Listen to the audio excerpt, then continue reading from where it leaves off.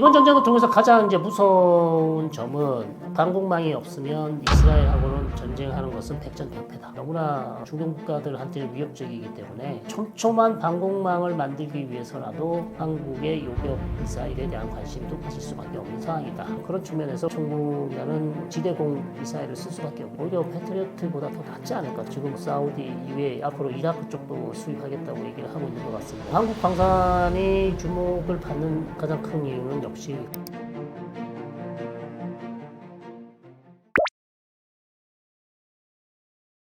근데 이란이 1980년부터 88년까지 이라크와 전쟁을 하지 않았습니까? 그 당시 이스라엘이 사실 이란 편을 많이 들어줬어요. 그러면서 이스라엘의 무기들이 이란 쪽으로 많이 들어갔을 것이고 그 다음에 이란은 1979년 이란의 이슬람 혁명이 나기 전까지 이스라엘과 아주 좋은 관계를 유지하고 있었죠. 이스라엘은 이란의 원유를 수입하기도 했고 이스라엘이 이란 내에 어떤 정보부 체계를 잡아준 것 준 적도 있고 그 다음에 이란과 이스라엘이 군사 교류, 무기 교류까지도 많이 했었어요. 9년 전까지요. 그러면서 이란 내에 이미 이스라엘로부터 가져온 무기들이 많이 있었고 그 다음에 이란 이라크 전쟁 중에도 이스라엘이 계속해서 이란을 지원해줬기 때문에 이런 무기들이 남아있을 것이고 문제는 이제 이란이 국제 제재, 경제 제재를 계속 받아왔기 때문에 새로운 신무기를 도입하는 게 쉽지 않았습니다. 그렇기 때문에 그 당시에 줬던 그 아주 오래된 무기를 여전히 사용했을 가능성이 높다. 그렇게 이제 볼 수 있는 것입니다. 자, 이번 전쟁을 통해서 가장 이제 무서운 점은 방공망이 없으면 이스라엘하고는 이제는 전쟁하는 것은 백전백패다. 이스라엘의 어마어마한 공군력. 이미 이스라엘의 공군력은 세계적으로 알려져 있죠. 세계 7, 8위 정도 됩니다. 공군력 자체가. 그리고 이스라엘의 주력 그 군이 바로 공군이에요. 육군도 해군도 있지만 역시 이스라엘은 공군력을 바탕으로 하는 전술을 많이 사용해 왔습니다. 물론 여기에는 장단점이 있죠. 위에서 때리는 거는 한계가 있다. 결국 육군이 들어가서 지상에서 정리를 해야 되는데 그런 부분보다는 어쨌든 위에서 때리는 그런 방식을 많이 해왔기 때문에 그렇게 되는 이유는 이제 인명피해를 줄이는 어떤 그런 이유도 있겠습니다. 그래서 방공망에 대한 관심이 엄청 높아지지 않을까 그렇게 보고요. 뭐 튀르키예가 이미 그런 모습을 보이고 있는 것으로 보이고 UAE나 사우디도 방공망에 어마어마한 공을 들일 수밖에 없죠. 더군다나 후티, 이란 이런 탄도미사일 너무나 중동 국가들한테는 위협적이기 때문에 촘촘한 방공망을 만들기 위해서라도 한국의 요격 미사일에 대한 관심이 높아질 수밖에 없는 상황이다. 예를 들어서 미국 것도 살 수 있지만 미국 거는 비싸잖아요. 그러다 보니 우리 방산에 관심을 가질 수밖에 없죠. 한국 방산이 주목을 받는 가장 큰 이유는 역시 가격이겠죠. 가성비 좋다. 미국이나 유럽산. 기존에 뭐 무기 시장은 어차피 미국과 유럽이 주도를 했었죠. 그 가운데 이스라엘이 끼어들었고, 그 다음에 이제 우리가 끼어들고 있고, 최근에는 튀르키예라는 국가도 많이 들어오고 있고, 중국도 최근에 많이 생산을 하고 있습니다. 특히 이제 우리는 가격 외에도 공동 생산, 일부 기술 이전. 이게 지금 우리의 지금 가장 큰 장점이라고 할 수 있겠죠. 왜냐하면 특히 이제 중동 지역에 있는 국가들이 무기만 이제는 수입해서 사서 쓰는 것만 원하는 게 아니에요. 자체 생산을 원하고 있습니다. 자체 R&D도 원하고 있어요. 근데 우리 한국은 그게 다 되잖아요. 자체 생산 되죠. 자체 R&D 있죠. 그것을 또 시험해 볼 수 있는 장소도 있죠. 자, 그러다 보니까 중동 국가들은 우리 한국의 기술 이전 그리고 우리 한국의 그 유명한 국방과학연구원 이런 시설들 이런 조직이 어떻게 운영되고 있고 어떤 시스템으로 무기를 개발하고 있는지에 대한 이런 토탈 전체적으로 국방산업이 방위산업이 어떻게 만들어졌고 어떻게 발전돼 왔고 어떻게 앞으로 가는지 이런 부분에 대해서 상당히 관심이 높습니다. 그러다 보니까 이제 우리에게 요청을 하는 경우가 많고 우리는 거기에 대한 무기만 판매하는 것이 아니라 다른 방위산업 관련된 서비스를 제공할 수 있는 위치에 있기 때문에 한국에게 계속 러브콜이 들어온다고 볼 수 있겠습니다.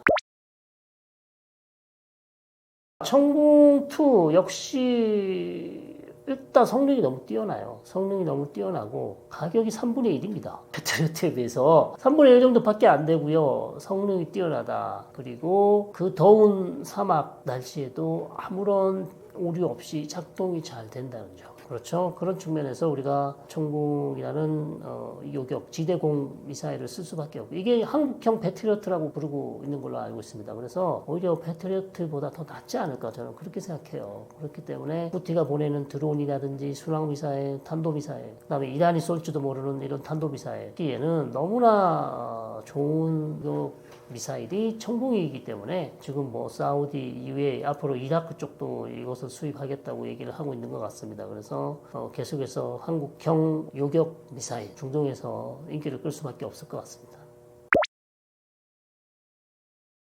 KF-21은 아픔이 있죠. 우리 인도네시아랑 같이 해보려다가 인도네시아가 지금 터키와 다시 칸 전투기를 아마 공동 개발하는 방향으로 아마 방향을 튼 것 같은데요. 대신 우리는 이제 이후에 즉 아랍에미리트와 공동 개발 그 다음에 공동 생산도 아마 생각을 하고 있을지도 모르겠습니다. 그래서 최근에 이제 공군 사령관인가요? 하여튼 아랍에미리트 고위 인사가 와서 실제 KF-21을 타봤죠. 뒤에서 조종사 뒷좌석에 앉아서 시승을 하는 그런 모습도 보였는데 같이 생산해서 잘해보자라는 의향서까지 지금 작성을 한 걸로 알고 있습니다. 전략적 협력 관계를 유지하자라는 의향서. 그러나 이것이 실제로 계약 성사로 이어지는 것은 아니죠. 아직까지 이제 시작인 것입니다. 시작인 것이고 다만 이제 KF-21이 상당한 어떤 다른 전투기보다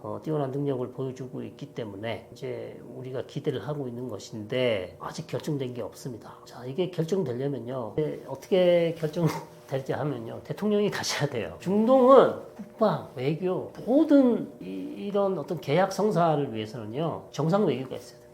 정상 외교 없으면요. 가능성이 팍 줄어요. 그래서 이걸 빨리 추진하려고 한다면 그리고 새 정부가 이거 우리 반드시 해야 되겠다라고 판단을 하셨다면 대통령이 빨리 가셔서 아랍에미레이트 최고 통치권자를 만나서 악수하고 사인하셔야 됩니다. 이게 가장 빠르고 확실한 방법이에요. 외무장관, 국방장관 좋죠. 중요하죠. 그러나 한 방에 할 수 있는 방법은 역시 대통령이 직접 나서서 직접 챙기는 방법밖에 없습니다. 그래서 이거 우리 다 됐다고 지금 생각하시면 안 돼요. 아랍에미레이트 사우디 돈은 많지만 이 사람들은 돈이 많기 때문에 얼마든지 자기 마음대로 하고 싶어요. 그리고 선택지가 너무 많아요. 경쟁자가 많잖아요. 그리고 최근에 사우디가 또 튀르키예 전투기 협력한다고 그랬잖아요. 칸하고 협력한다고 했기 때문에 그렇기 때문에 프랑스도 있죠. 중국도 있죠. 미국 여전히 있죠. 우리가 미사일 많이 팔았기 때문에 이 전투기도 우리 하지 않겠냐라는 그런 낙관적인 생각 하시면 안 돼요. 진짜로.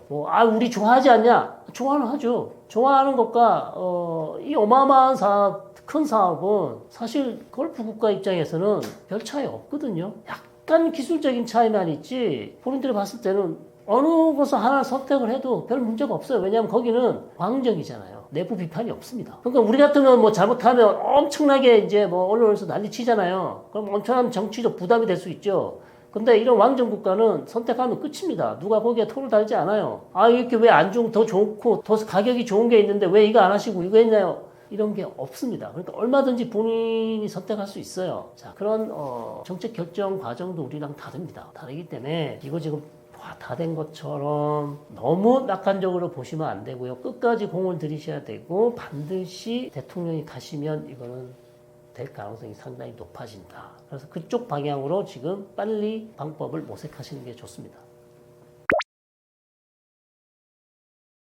네, 제일 중요하죠. 노무현 정부 때를 빼고요. 노무현 정부 때 가장 중동을 많이 갔어요. 그리고 중동 국빈이 한국을 가장 많이 방문했습니다. 노무현 정부 때부터 지금까지 윤석열 정부까지 치면 윤석열 중간에 중단됐기 때문에 같이 묻기는 그렇습니다만 그 이후에 노무현 정부를 제외하고 우리의 집권 당에서 그러니까 정부에서 대중동 정책을 많이 추진해 왔는데 기본적인 평가는 민주당 쪽에서 집권했을 경우 중동에 관심이 없었어요. 오히려 보수 쪽에서 집권했을 때 훨씬 중동이 많이 나갔습니다. 그렇다면 벌써 이제 걱정이 되시죠? 지금 걱정이 되시는데 관심 가지셔야 되고요. 그리고 외교부에도 우리가 대중동 정책의 기조 그러니까 대중동 정책 방향 이런 매뉴얼이 있냐? 한국만의 대중동 정책의 어떤 흔들리지 않는 그런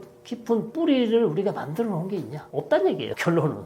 이게 문제라는 겁니다. 그다음 정권 바뀌면 거기에 따라서 대충 흘러가는 방향. 그 이슈가 있으면 이슈 어떤 중요한 사건이 터지면 거기에 대충 적응하면서 임시 방편으로 그냥 정책을 만들어서 간 게 아닌가. 그런 비판을 받고 있습니다. 이제는 한국도 우리의 대중동 정책의 기조가 뭔지, 원칙이 뭔지 그 하에서 이제 바뀌는 정세에 따라서 밑에 세부적인 내용은 바뀔 수 있지만 그 뿌리는 바뀌지 않아야 된다는 얘기인데 그런 대중동 정책 기조가 없습니다. 그래서 이거를 빨리 우리도 만들어야 되고요. 일본의 경우요. 우리보다 훨씬 깊게 그리고 훨씬 다변화돼 있고 훨씬 중동 정책을 추진하는 인구가 많아요. 그래서 우리가 일본의 어떤 외교력을 무시하는 경우가 많은데요. 일본이 뭐 우리보다 뭐 기술도 요즘에 없고 뭐 반도체도 우리가 최고고 다 최고 아니냐. 뭐 그럴 수 있죠. 그 분야에는 그럴 수 있습니다. 그러나 일본의 외교력은 우리보다 일단 규모가 크고요. 일단 외교부 자체가 우리보다 인력이 많고요. 예산도 훨씬 많아요. 물론 일본이라는 국가가 우리보다 인구가 많기 때문에 당연할 수 있는데 우리도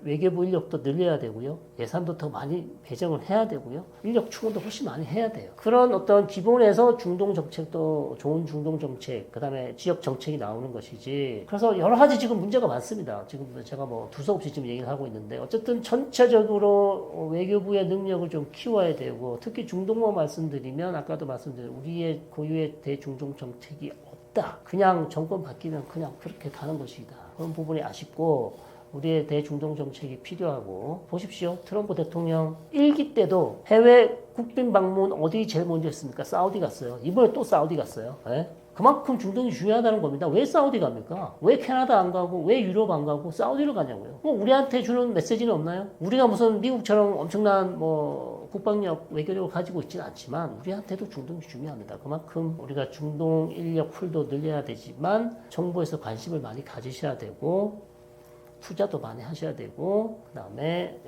대통령이 직접 중요한 행사는 반드시 가주셔야 돼요. 특히 외교부 내에서 대통령님 이거는 너무 중요합니다. 꼭 가셔야 됩니다. 라고 조언을 하면 아무리 바쁘시더라도 반드시 가셔서 사인하고 중동에 있는 정상들을 만나셔야 됩니다. 그래야 우리가 중동하고 좋은 관계를 유지하고 에너지도 계속 수입할 수 있고 우리의 방위 산업도 키울 수가 있습니다. 그 부분 우리 신정부가 꼭 생각하셔서 잘 추진해 주시면 좋겠습니다.